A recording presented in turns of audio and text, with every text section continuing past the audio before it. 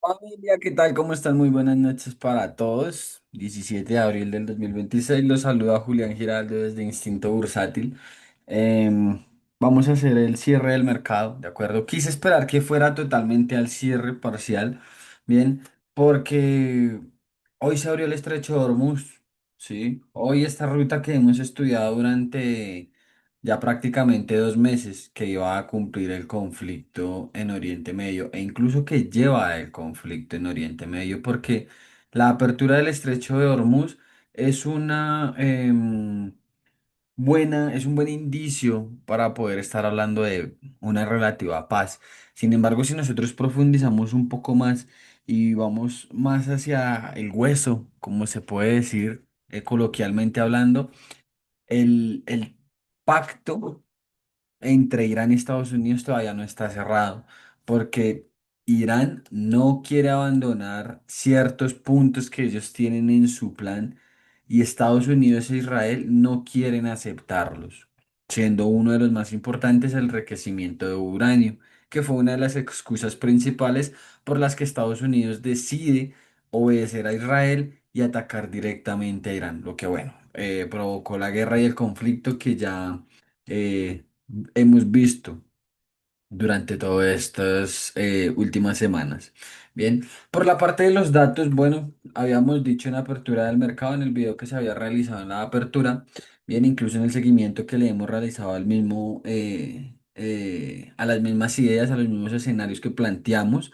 Bien, con respecto a los datos, teníamos importantes, o siendo los de más relevancia, el IPP, que fue el que ya estudiamos. Bien, este dato lo estudiamos el martes, si no recuerdo mal, que nos logramos reunir por la comunidad de Telegram, que demuestra una pausa, una estabilidad en precios por parte del productor. Esto es un alivio para la inflación.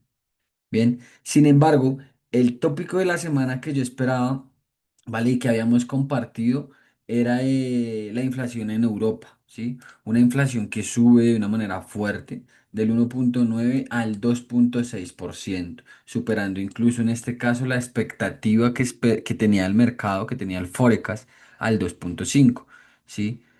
La gente puede decir, ah, subió poco, ¿sí? Pero alejó por lo menos al Banco Central Europeo 60 puntos básicos de su objetivo, ¿sí? En la parte general anualizada, ¿bien? Porque en la parte subyacente, ¿sí? En el consumo interno, de acuerdo, tal cual sucedió en Estados Unidos la semana pasada, esta semana sucede en Europa, cae del 2,4 al 2,3. Entonces, al igual que en Estados Unidos, podemos observar que la inflación puede ser... em, de corto plazo, ¿sí? Puede no ser duradera, puede no anclarse, porque es una inflación que viene por el aumento de los precios externos, ¿sí? Lo que se compra al exterior, y ya sabemos el por qué aumentaron, ¿bien? Pero el consumo interno está decreciendo, ¿bien? Del 2,4 al 2,3 y bueno, esta parte también es la general del 0,6 subió al 1,3%. Bien. Cuando nosotros podíamos ver que los precios en la zona del mundo que se está viendo afectada directamente o indirectamente por la guerra en Oriente Medio, más que en Estados Unidos y esta otra parte del mundo, podemos darnos una idea de que los bancos centrales, ¿vale? Podrían especular o podrían esperar que la inflación sí se pueda anclar por parte del conflicto. Ojo, si el conflicto ya comienza a mostrar mejoría en los siguientes días, semanas, y el estrecho de Hormuz permanece abierto ya definitivamente, esto va a ser un problema pasajero. El mercado lo descontaría como un problema pasajero y experimentaríamos movimientos como los que estamos viendo o como los que vimos en Wall Street, criptomonedas, petróleo, oro, plata y divisas. ¿Listo? Por otra parte, tuvimos los datos laborales de los Estados Unidos, que salieron también mucho mejor de lo esperado. De 218 se esperaba un aumento, o bueno, una disminución a 213 y quedaron en 207.000, ¿sí? En las nuevas peticiones de subsidio por desempleo. Mientras que las renovaciones sí sorprendieron, pero de manera negativa. Esperaban un aumento a 1,81 y subieron a 1,8118. ¿sí? De un 1,7887. No es una sorpresa muy drástica para el mercado, ¿de acuerdo? Por lo tanto, pues eso puede haber ocasionado en el dólar americano un dato o un movimiento mixto, como ya lo vamos a ver en el gráfico. ¿Listo? Esta fue la semana de los datos. Ah, bueno, sí, por parte de Australia. Australia sorprendió también de manera positiva, a pesar de que ha sido uno de los primeros bancos en subir tipos de interés, por lo menos en las economías desarrolladas, posicionándose nuevamente en el 4,10. Su tasa de desempleo queda en el mismo nivel del 4,3%, ¿sí? Y en su creación de empleo cayeron, ¿sí? O bueno, después de venir de una creación de 49,7, esperaban una creación de 19,1 y solamente quedaron en 17,9. Sí, es un dato mixto, si lo queremos ver de esa manera. Bien, eso fue la semana por la parte de datos, chicos, por la parte macroeconómica. Bien, por la parte geopolítica, acabamos de comentar que el estrecho de Hormuz ha sido abierto y de que la diplomacia apremia más que la guerra en estos momentos. No sabemos lo que pueda suceder el fin de semana. Recuerden que este tema de la geopolítica es difícil de predecir, ¿sí? Y más con líderes tan eh, indecisos, ¿sí? O impredecibles como tal, como lo es Donald Trump y el mismo Netanyahu, ¿sí? Que hoy dice que sí quiere llegar a la paz con Líbano, pero lo siguen bombardeando. Bien, listo. Esto ha sido una relajación. Sin embargo, fíjense el comportamiento que alcanzaba a tener el dólar al finalizar el día, último día de la semana. Listo, viernes. Vamos a aclarar algo primero, como siempre es el ejercicio en esta ocasión de cierre de mercado. Primero veamos qué tal cerró el retail. ¿Cuán posicionado estuvo el retail en la divisa? Listo, perfecto. Aún se encuentra muy sobrecomprado. Bien, eso es algo positivo para la tendencia del mediano plazo que nosotros estamos observando en estos momentos. Pero el cierre de hoy o el rebote que tuvo hoy el dólar es de vigilarlo, es simplemente de verlo, de tenerle cuidado porque a nivel estructural sigue siendo bajista. ¿Listo? Y eso fue, por ejemplo, lo que aperturamos esta semana, ¿no? En la comunidad de Telegram se compartió. Bien, a pesar de que, ¿dónde fue la apertura de esta semana? Fue el 13. Sí, 13 apertura el domingo. Sí, a pesar de que había aperturado al alza, porque no se había llegado a ninguna paz durante el fin de semana pasado, vuelve a su estructura bajista. Y en la comunidad de Telegram, bueno, lo compartíamos, por ejemplo, cuando se encontraba aquí, cuando rebotó después del dato de la inflación de Europa el día jueves, ¿vale? Se mantuvo todavía a la baja y lo volvió a confirmar. Lo que nos interesa a nosotros a nivel técnico, equipo, es ver que el precio, a pesar de tener un rebote importante, ya lo vamos a ver en sus correlacionados, no existe un volumen de participación para poder determinar que puede ser un movimiento real. Sin embargo, es un rebote importante, pero basándonos en lo que realmente nos debe interesar a nivel de gráficos, las tendencias del mediano y corto plazo son bajistas, siempre y cuando se mantenga por debajo de los 98,28. Algo que también se debe vigilar es que de todas formas el fractal del mediano a largo plazo temporalidad diaria es alcista. ¿Sí? De que ya está en un nivel estructurado, ¿sí? Está en un nivel que a nivel chartista puede presentar un rebote, ¿sí? Si lo vemos por otros conceptos, si queremos mezclarle más cosas al análisis, ¿de acuerdo? Fundamentarlo más, puede decirse que también ha cerrado en balances, bloques de órdenes, ¿sí? Donde el precio interactúa y rebota, ¿bien? Entendemos nosotros que nosotros no funcionamos así. Si realmente quisiéramos ver a un dólar que pueda comenzar las bases de Elliot teniendo un X1 y que esto sea un 2, pues ya sabemos que debemos esperar los cambios de ciclos internos para poder interpretar a este punto como ese posible 2. ¿Listo? Que me parece curioso por parte del mercado que pues el precio siempre descuenta o se descuenta de esa forma. ¿Listo? Ahorita en estos momentos puede que existan muchos inversores en contra del dólar, pero el sentimiento nos demuestra lo contrario, ¿no? Están es a favor, hay positivismo con el dólar. Veamos las expectativas del fondo.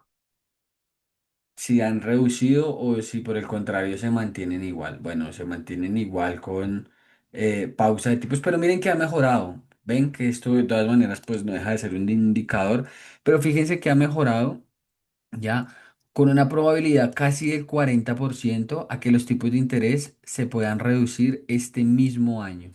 ¿Sí? Ya se ve una probabilidad, ya se ve una luz al final del túnel para que los inversores, o bueno, para que la Reserva Federal reduzca tipos de interés en la reunión de septiembre, ¿sí? Y de ahí en adelante se mantienen por encima casi con el 40%, se mantienen por encima del 30%, casi llegando al 40%. Bien. Mientras que las probabilidades de una pausa se mantienen firmes con superiores al 56% hasta la reunión de octubre. ¿Sí? Perdón, esto es diciembre, esto de acá es diciembre. ¿Vale? Esto de acá es diciembre y esto de acá es octubre. Bien. Entonces tendríamos un dólar apoyado por los tipos de interés hasta octubre. Bien. Eso relativamente a favor de expectativas podría darle cierta fortaleza al dólar. Compra con el rumor, vende con la noticia. Pero a nivel chartista, muchachos, equipo, lo que nos interesa es que el dólar es bajista. Cerró la sesión, cerró la jornada bajista, con un fuerte rebote, pero a la baja. Bien, si llegase a posicionarse por encima de los 98,29 por alguna razón, simplemente por psicología de mercado o por como se quiera entender, tendríamos un carácter alcista. Hay que ver cómo siguen evolucionando las conversaciones, ¿de acuerdo? Entre Irán, Israel, Estados Unidos y pues ahí incluyo lo que es el Líbano, ¿listo? El Líbano es muy importante para Israel. ¿Vale? Listo, perfecto. Vámonos a los correlacionados, que son los que nosotros directamente, perdón, el Líbano es muy importante para Irán. Vámonos a los correlacionados, que son los que directamente nosotros trabajamos. Bien. El peso colombiano, pues, realmente no ha hecho movimientos muy interesantes, no realizó movimientos muy interesantes durante esta semana. Bien. Lo que tenemos es que una confirmación por debajo de los 3.614 llegó hasta un mínimo de los 3.568 rebota y se encuentra en una estructura bajista. ¿Listo? El USD-CAD, por otra parte, fíjense cómo lo que hemos venido estudiando con respecto a los fractales, pues tiene cierto sentido. ¿Sí? Con respecto a que a pesar de que su tendencia principal es alcista, bien, no logró vulnerar o no ha logrado vulnerar porque todavía se encuentra en la misma área de trabajo su máximo de referencia en los 1.3920, ¿sí? Si ese nivel no es vulnerado realmente, el precio sigue siendo una estructura bajista. Bien, ¿qué puede ser interesante por parte del USD-CAT? Fíjense que prácticamente toda la semana fue bajista, fue de ventas.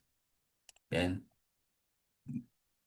su fractal del mediano plazo logró confirmarse también en ventas, con el máximo estructural en los 1.3788 y el mínimo que alcanzó a mostrar o que alcanzó a determinar en los 1.3660.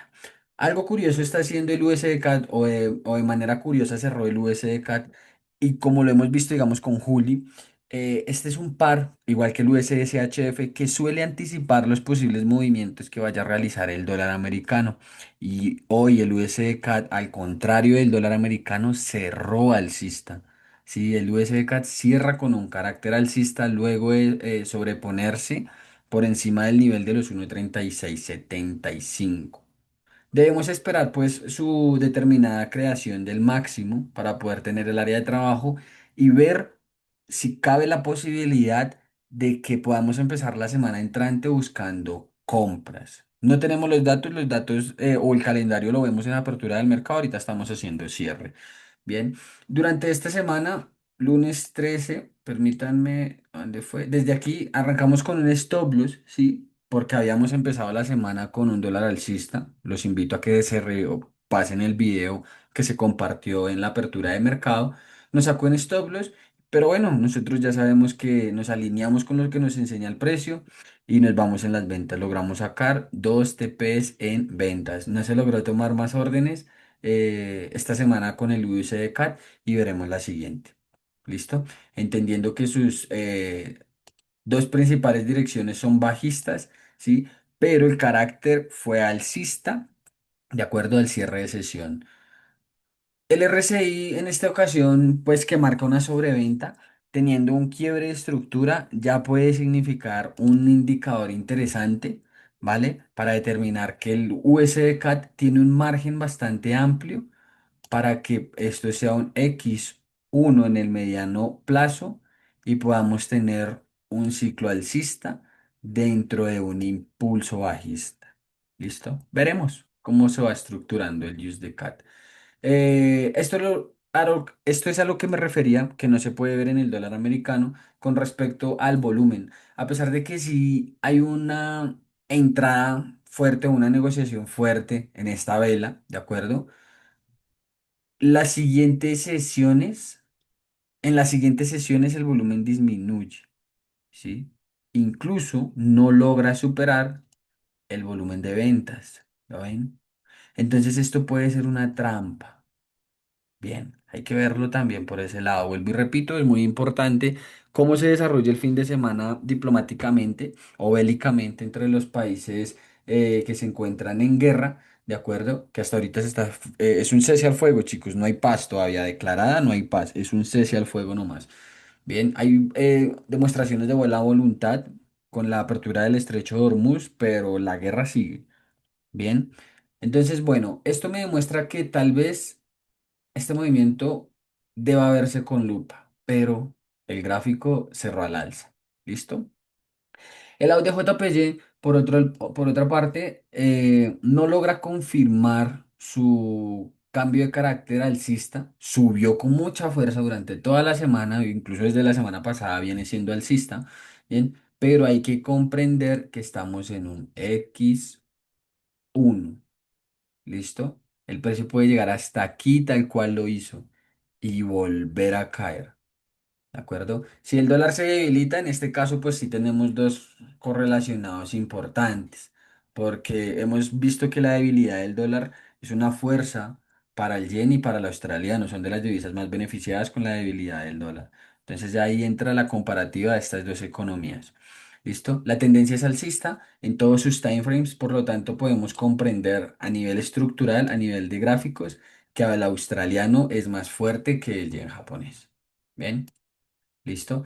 Sin embargo, lo que sí logró hacer en la temporalidad del mediano plazo fue cambiar su dirección de alcista a bajista nuevamente.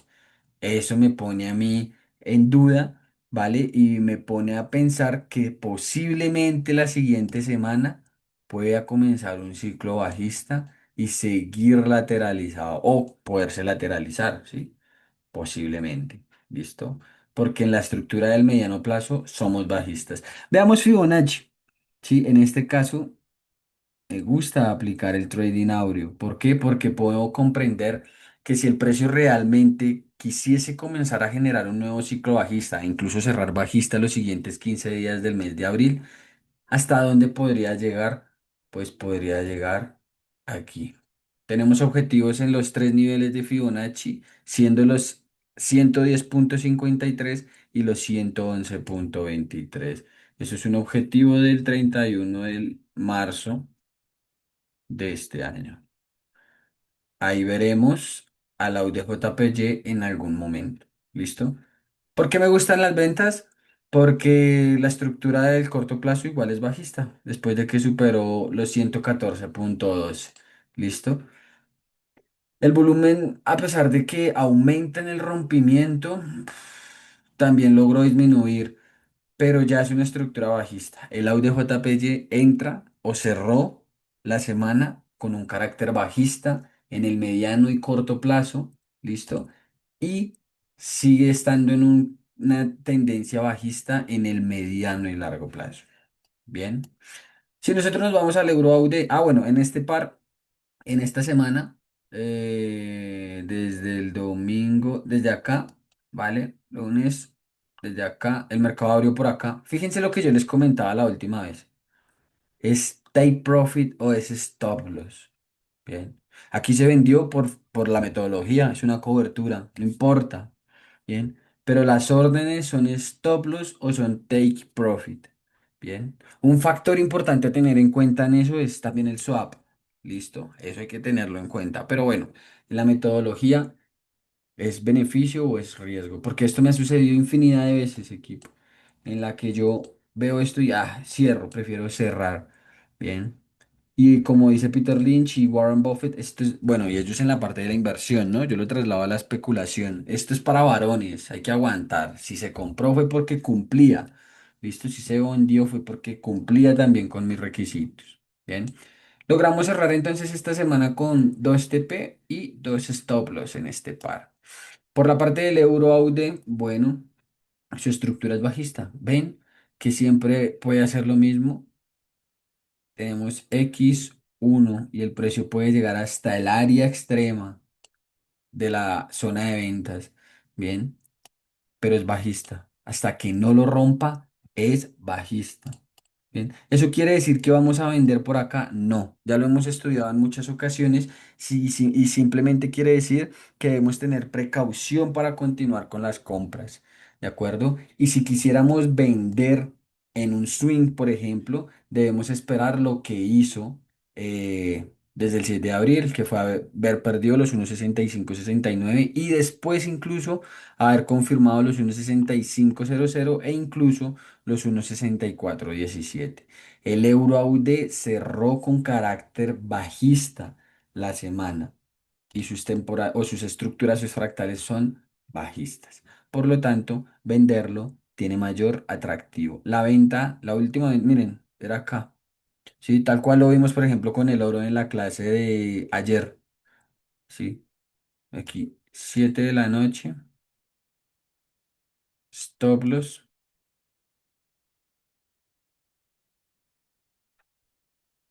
stop loss, ITP.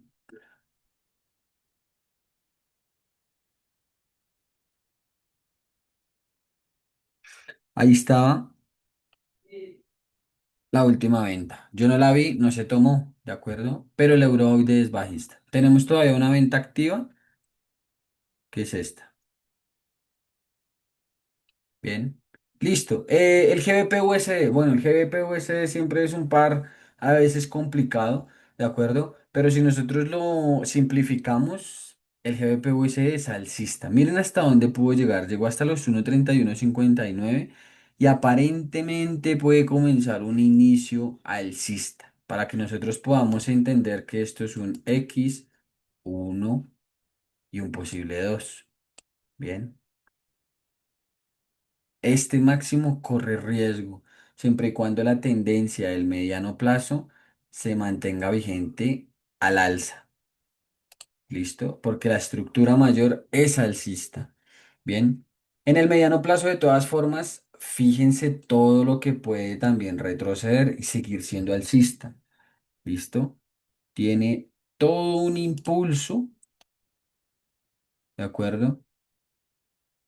Y aquí puede comenzar un retroceso. Bien. ¿Por qué? Porque en H1 en la estructura del corto plazo, es bajista, después de que superó los 1.3543. Y fíjense en equipo, como esto siempre es como un relojito. ¿Ven a lo que me refiero? El precio, a pesar de que experimenta así hoy una fuerte volatilidad después del anuncio de Irán de la apertura del estrecho de Hormuz, cumple con mis requisitos para después venderlo. Se vende como un robot automáticamente, chicos, de manera fría y calculadora y logramos sacar un TP. Esta orden posiblemente sacan stop loss. Bien. Pero cuando lo trasladamos a estadística, hacemos el conteo al final de mes, incluso se tiene que auditar. Una vez yo termine de hacer los proyectos, se auditarán todas estas cuentas, ¿de acuerdo? Para que pues exista el respaldo por esa parte. Pero el GBP-USD cerró bajista la semana. ¿Listo? Fíjense qué curioso, el GBP-USD es alcista y el dólar americano es bajista. Bien, por eso la idea de los gráficos independientes. Vamos a ir un poquito más rápido, muchachos, porque el portafolio es muy amplio, entonces voy a dejar el cierre de mercado como tal de las divisas y en la apertura tratamos de extendernos un poquito más para saber qué esperamos la semana. ¿Listo? El Aude AUNZD, perdón, es alcista en su temporalidad del mediano largo plazo, es alcista en su estructura del mediano plazo, pero es bajista en el corto plazo. ¿Listo? El Aude NZD cerró con un carácter a la baja este viernes, lo que nos daría un indicativo esperando los datos de la semana entrante para poder comenzar a venderlo. Y fíjense entonces de que seguiríamos en un X1. Hasta el momento ese es 2, pero el precio puede perfectamente volver a caer. Bien, y nosotros debemos estar preparados para ello. ¿De acuerdo? Bien.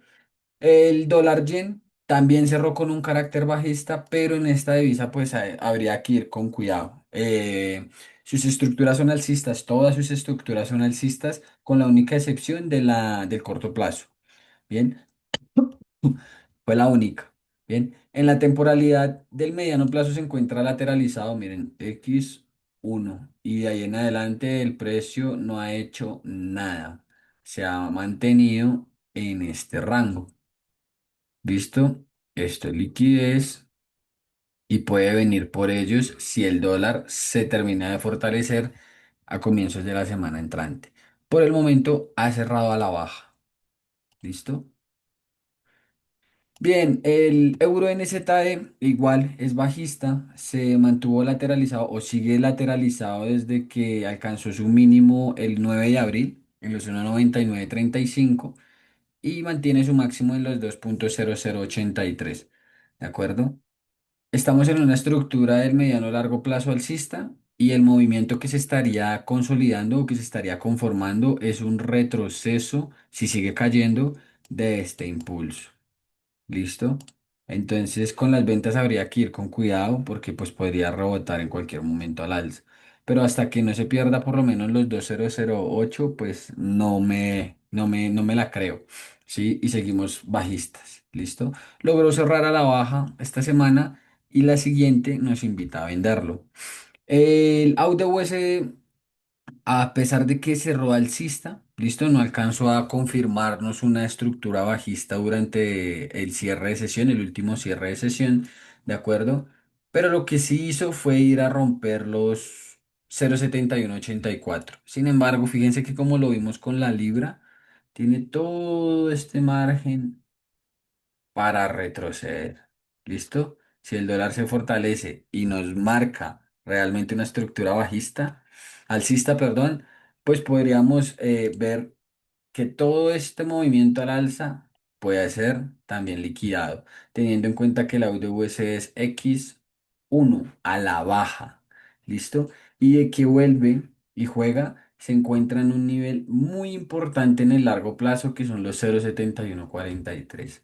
Este nivel a nivel técnico, valga la redundancia, puede servir como un nivel de pivote muy importante en el precio. ¿Listo? Entonces, ojito, porque esto, sí, no es un rompimiento. A pesar de haber cerrado por encima de los 0,7144, necesitamos mayor confirmación. ¿Listo?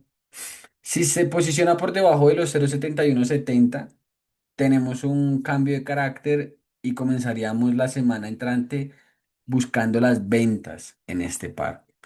¿Listo? El Euroyen cerró bajista, chicos. Vamos a hacer un resumen rápido, muchachos, para poder concluir con Forex. ¿Listo? Profundizamos más con nuestras sesiones en vivo por la comunidad de Telegram y aquí por la parte de YouTube se ofrece este material de seguimiento al mercado para que quienes gusten ver nuestra forma de trabajar o incluso se quieran apoyar con los análisis que nosotros generamos, pues lo puedan hacer. ¿Listo? Pero ya de resto profundizamos en el canal para que los videos no se hagan tan extensos.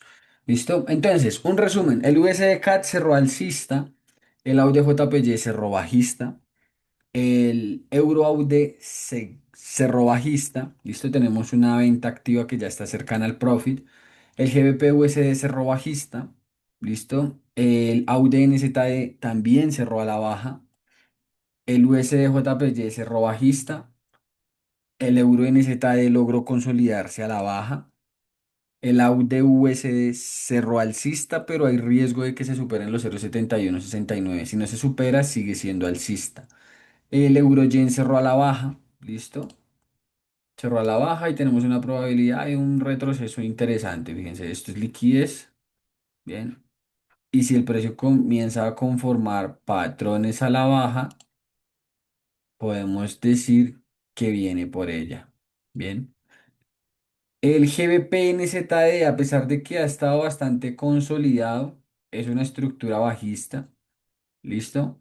Entonces, ha sacado tres stop loss, mantenemos una venta activa y logramos sacar un TP esta semana. ¿Listo?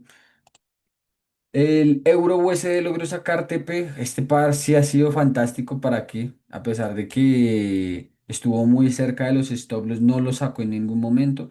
Tuvimos tres TPs en este par, o hemos tenido tres TPs desde la semana pasada. ¿Listo? Cerró alcista. El euro USD cerró al alza. Sin embargo, la pérdida de los 1,1768 es riesgosa para los alcistas, y podría volver a sumergir al euro, a pesar de que tiene una dirección de compras en el mediano largo plazo para que pueda devolverse y lateralizarse, tal cual lo hizo aquí. ¿Listo? Entonces debemos estar preparados para ese tipo de escenarios. El USSHF cerró a la baja, ¿listo? El USSHF cerró a la baja y tiene bastante sentido porque sus estructuras, todas sus estructuras son bajistas, todas sus direcciones principales y secundarias son bajistas. ¿Listo? Fíjense lo que estudiábamos con el USSHF. Vuelvo y digo, los invito a que se estudien los videos anteriores para que ustedes vean que el seguimiento que nosotros le hacemos al mercado funciona, muchachos. ¿De acuerdo? Tenemos X. Uno, el precio retrocede. Aquí venderlo era un suicidio. Miren, acá hay liquidez. Teníamos que esperar lo que hizo aquí y lo que siguió confirmando en los días posteriores. ¿De acuerdo? Cerrando la estructura o cerrando, perdón, su dirección a la baja hoy viernes. Bien. El GBP-JPY cerró bajista, cerró a la baja después de una fuerte subida desde inicios de mes. Listo, y tiene un margen muy amplio para poder retroceder. Miren, generó el máximo en los 215,89 y tiene el mínimo en los 207,22. Entonces, podríamos estar preparados para una fortaleza en los yenes. Ojo, siempre y cuando pues también el dólar se debilite. ¿Listo? El NZUSD cerró al alza, ¿listo? A pesar de que tiene una caída muy fuerte, vean, fíjense, tampoco tiene un acompañamiento de volumen, ¿sí? Sí se experimenta una fuerte negociación a las 8 de la mañana, pero inmediatamente disminuyó. Si se hubiera mantenido, sí es un movimiento creíble a nivel de volumen, ¿de acuerdo? Pero siendo sus estructuras mayores al alza, ¿vale? Con la única diferencia del mediano largo plazo, pues este par es alcista, cerró al alza. ¿Listo? Los commodities, equipo. Bueno, el oro también cerró al alza, apoyado por la posibilidad de que la Reserva Federal puede reducir tipos de interés más rápido de lo esperado, ¿de acuerdo? Dándole nuevamente atractivo al oro. Pero el oro tiene como dos contras en estos momentos, ¿sí? Para que sea al alza. ¿Vale? Uno de ellos es el fin de del conflicto bélico, lo que apartaría al oro como un activo refugio. ¿Listo? Pero podría centrarse el mercado ahora en la crisis de crédito privado que existe en estos momentos y a la que se está intentando ocultar o no hablar mucho, ¿no? Entonces, eso sí podría hacer subir fuerte al oro. Sin embargo, hay que tener en cuenta, hay que considerar que el oro es bajista. El oro tiene un carácter bajista en el mediano largo plazo después de haber perdido los 4,538. ¿Vale? Sin embargo, pues a lo que nosotros nos concierne, cerró al alza y la otra semana, si se logra mantener de esa forma, tenemos una invitación para comprar. La plata lo mismo, cierra alcista, en esta ocasión si nos logra sacar en dos TPs, el oro pues nos sacó en un SL, un TP, habían otros movimientos ahí que yo no alcancé a posicionar, pero pues equipo, como siempre les digo, esto es como un bendito reloj. Tenemos una compra activa cerquita al profit, esperemos que siga siendo comprador y podamos seguir posicionándonos a favor de los toros. La plata, por el contrario, como les decía, a pesar de que en el mediano largo plazo es bajista, en el mediano plazo ya es alcista. ¿vale? La plata es X1, 2 hasta el momento. Esto no es un rompimiento. Por lo tanto, los ciclos alcistas que se han generado en el corto plazo son más fiables para seguirla comprando que para seguirla vendiendo. Y su estructura cerró al alza este viernes. Bien. El petróleo Texas no ha hecho nada relevante. Estructuró, fíjese, el domingo a las 6 de la tarde, muy puntual, estructura para venderlo. Bien, no lo alcancé a tomar, ya cuando yo ya lo había visto el lunes, ya venía por acá, entonces pues ya simplemente dio la confirmación hasta hoy viernes, después de que vulnerara los 85,52 dólares por barril y pusiera en riesgo, ojo, el mínimo, que es el que lo está consolidando en una dirección alcista del mediano largo plazo, que se encuentra en los 83 dólares por barril. Si se pierde este nivel en las siguientes sesiones, daría una cierta señal real de que el conflicto se acabó, ¿sí? De que realmente el mercado y las primas de riesgo descuentan que el conflicto se acabó. ¿Listo? Perfecto. Pero si, por ejemplo, este nivel se mantiene y el petróleo comienza a repuntar, el conflicto o el mercado todavía espera que la guerra continúe. Bien, cerró bajista. Listo. El Brent igual es bajista, logró llegar hasta los 84 dólares por barril y por fin soltó los 100 dólares que no quería soltar desde hace bastante. Sí, se mantuvo por encima de o sobre los 100 dólares a principio de semana y prácticamente desde inicios del mes. Listo. Sin embargo, igual cerró a la baja y esta semana con el Brent logramos un solo TP. ¿Listo? Para terminar, pues bueno, chicos, la bolsa. La bolsa es algo increíble porque a Wall Street no le interesan las guerras.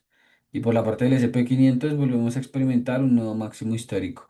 Yo sé que de pronto algunos de los que han seguido los videos podrían decir, bueno, Julián, pero usted dijo que habíamos entrado en un mercado bajista del mediano y largo plazo. Es verdad, sí estábamos en un mercado bajista, bien acompañado de la narrativa. Salen datos o salen los earnings de empresas como ASML y TSMC que revientan al alza y realmente influyen en la bolsa como debe influir. Empresas como Nvidia y las líderes de la inteligencia artificial, que es en lo que se está basando el futuro de la economía y de la humanidad como tal. em, Demuestran resiliencia, crecimiento, ventas, fortaleza. Y eso es lo que le importa realmente al mercado. Y hoy pone en peligro por así decirlo, el máximo de los 7.016 puntos. Para que después de que hiciera un amague a finales del año del mes pasado de superar los 6.504 y no haberlo hecho, volver a poner en su sitio a los vendedores y hacer un nuevo máximo histórico. Les decía, no, yo había dicho eso, sí, estábamos en un mercado bajista, pero también compartíamos que desde que el precio no superara este nivel, realmente no podíamos darle objetividad a estos niveles de Fibonacci y no podíamos consolidar, como si lo podemos hacer con Bitcoin, que el precio se encuentra en un mercado bajista a largo plazo, ¿sí? Es la diferencia que tiene con Bitcoin. La bolsa no lo logró, no lograron superar los 6.500 puntos y volvemos al alza. En resumen, todas sus estructuras son alcistas y en este índice logramos sacar dos oportunidades en compra a principio de la semana. ¿Listo? Y cerró con carácter alcista.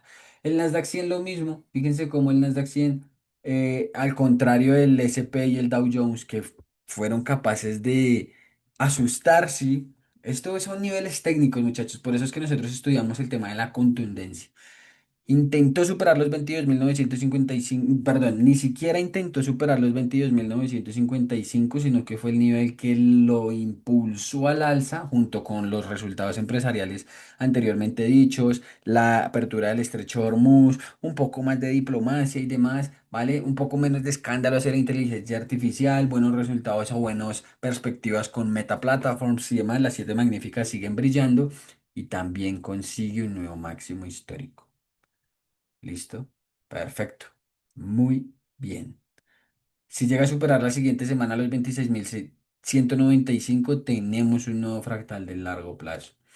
Todas sus estructuras son alcistas. ¿Listo? Entonces, en resumen, el Nasdaq se compra. El Dow Jones también, a pesar de que, y a diferencia con sus otros dos índices, Nasdaq y S&P, el Dow todavía se queda por debajo de su máximo histórico en los 50, alcanzado hasta los 50.527 en el mes de febrero, ¿no? Cuando Trump decía, el Dow alcanzó los 50.000, nos vamos a los 100.000, vamos a ver si se cumple. Que llegue a los 100.000 sería algo brutal, ¿de acuerdo? Sería algo muy brutal porque recuerden que el Dow y el Russell 2000 es un índice que nos demuestra mucho mejor la salud económica de los Estados Unidos que el S&P y el Nasdaq. ¿Listo? Porque son las industriales y en la economía real, el que se mueve más por los PMIs y demás. ¿Listo? Sin embargo, cerró alcista y se vuelve a alinear con todas sus direcciones al alza. El Dow Jones se compra. ¿Listo? Bitcoin y Ethereum, chicos. Esta ocasión, por lo menos lo que es Ethereum, sí comienza a ser más interesante. A esto es lo que yo me refiero. Dirán, Julián, pero perdiste la oportunidad de haberlo comprado en 1748. Puede ser, es verdad. ¿Sí? Un proyecto como Ethereum se holdea, ¿bien? Bitcoin también, pero a mi parecer, desde mi punto de vista, ahora mismo tiene más atractivo de retorno de inversión, porque es que hay que verlo por ese lado, que Bitcoin. Solamente con que Ethereum llegue hasta su máximo histórico, incluso desde el nivel en el que se encuentra actualmente, es una revalorización del 100%, más del 100%. Por el contrario, Bitcoin, si vuelve a su máximo histórico, es una valorización igualmente superior al 50%, cerrando en el 6,53. Igual es una valorización brutal, pero no es lo mismo un Bitcoin a 77.182 que un Ethereum a 2.421. Es verdad, pueden decirme cómo se hacen con las acciones. Julián, se puede comprar satoshis y demás. Es preferible por margen de seguridad y porque en esto no se debe entrar con apalancamiento, tener el valor total del activo que se va a comprar. ¿Listo? Perfecto, no se compró en 1737 porque podía seguir cayendo. El ecosistema de Ethereum es fantástico. Error mío, perfecto, no pasa absolutamente nada. ¿Qué va a suceder, chicos? ¿Qué podría suceder si Ethereum después de superar los 2.395 empezase a hacer un ciclo bajista que lo lleve como mínimo? Vamos a ver hasta dónde lo puede llevar. En estos momentos solo podríamos contar con la información de una onda inversa. Una onda inversa que ya está absolutamente completa. Intentemos marcar así. Y bueno, no tenemos nada. Solamente si llegara hasta los 2.600 podríamos dar un retroceso hasta los 2.300. Pero igual, ahorita lo prudente sería seguir acompañando la estructura bajista. Y si tal vez a nivel chartista logra darnos la oportunidad de volver por debajo de los 2.000 o incluso llegar a los 2.000, ya sería una buena oportunidad. ¿Listo? ¿Por qué? Porque todo el movimiento que realice Jue María. Todo el movimiento que realice aquí es un retroceso de este impulso. Siempre y cuando aquí ya no se frene. Vamos a ver si ya se frenó. No, no, todavía no tenemos un máximo, ¿de acuerdo? Todavía no hay un máximo del mediano plazo. Por lo tanto, pues podría ser interesante. Pero si todo se apacigua, siendo Ethereum y Bitcoin un activo de riesgo y un radar del mismo favorito por parte de los inversores, entrarían en masa y pues lo podrían impulsar al alza. Por parte de la especulación, solamente logramos una compra el día jueves, el día de ayer, y bueno, pues hasta el momento va en profit. Por la parte de Bitcoin logramos vender y también salió profit. Listo, está cerca. Bitcoin, al contrario de Ethereum, todavía sigue en una estructura bajista, pero de perder los 79.331 pondría en peligro a los vendedores y pondría en riesgo el nivel de los 97.747. ¿Listo? Sin embargo, y a pesar de que todo el mundo diga, no, eso va a subir a la luna y todo y demás, puede ser listo, perfecto. Desde ahí puede ser, no sabemos lo que va a suceder realmente en el futuro. Lo único a lo que yo me puedo apegar y lo que les estoy enseñando y compartiendo en estos momentos es que a nivel técnico, Bitcoin es bajista. ¿Listo? Bien. ¿Qué sucede en estos casos, muchachos, con activos como BTC, Ethereum y si nosotros lo trasladamos a las acciones, ya para ir cerrando, muchachos, el cierre del mercado, valga la redundancia? Que estos son activos de holdeo, ¿sí? La diferencia con Ethereum y con Bitcoin es que no se puede conocer el valor intrínseco, solamente se sabe que son activos limitados y que tienen ciertos propósitos, ¿de acuerdo? Eso es todo, pero no se sabe si el valor real de mercado de estos criptoactivos no lo conocemos, ¿bien? Pero a nivel de psicología humana, tal cual por ejemplo con los tulipanes, o lo que sucede por ejemplo con el oro, si nosotros vemos a nivel psicológico, el oro siempre ha tenido un respaldo, ¿vale? Pero porque nosotros como humanidad lo vemos como algo puro, como un activo que vale. Pero si nosotros lo vemos, pues el oro no se come, el oro no produce nada, ¿sí? Creo yo que es más relevante el agua, ¿sí? Pero especular con el agua, pues ya es un crimen. Pero bueno, Wall Street no le importa la moralidad, no tiene moral. Wall Street no tiene moral. Bien, entonces desde ese punto de vista, decir que Bitcoin va a despegar de aquí a superar máximos de los 122.000 es una osadía, ¿sí? Es ser osado. Bien, yo solo sé que está bajista, que la dirección después de haber perdido los 76.481 es a la baja a nivel especulativo. ¿Listo? A nivel de inversión, ya quien haya aprovechado la caída y comprara en 58.519 si lo hizo en ese punto, tiene una valorización a máximos históricos de más del 100%. Y en Ethereum, quien haya hecho igual la compra en su último mínimo en los 1.742 y regrese a máximo, tiene una valorización superior o casi el 200%. ¿Listo, equipo? Eso es todo, vamos a dejarlo hasta ahí. Ese es el cierre de mercado, chicos. Un rebote interesante por parte del dólar. Sin embargo, en sus correlacionados no hay acompañamiento de volumen. El único que pasa de ser bajista alcista es el USD CAD. Y vamos a esperar en la apertura tanto los datos a los que nos vamos a enfrentar en la siguiente semana, listo a nivel macro, como también la evolución que tenga la diplomacia entre Estados Unidos, Irán, Israel y el Líbano. ¿Listo, equipo? Muchachos, Dios los bendiga, sigamos practicando. Recuerden, el backtesting y la estadística. Si Dios y los números con nosotros, absolutamente nadie en contra. Tardémonos lo que nos tardemos, los resultados van a llegar, pero tenemos que seguir haciéndolo bien, ¿vale? De mi parte cuentan con todo el apoyo, ya saben, vamos con toda, vamos a ser traders, ¿listo? Enseñar trading es fácil, ser traders, enseñar a ser traders es lo difícil, ¿bien? O el verdadero reto. Chicos, un abrazo a todos. Tengan un excelente fin de semana. Descansen, descansen un poquito del cerebro. Empecemos a practicar desde el domingo. Estemos listos, preparados para las siguientes oportunidades. Un abrazo, que estén muy bien.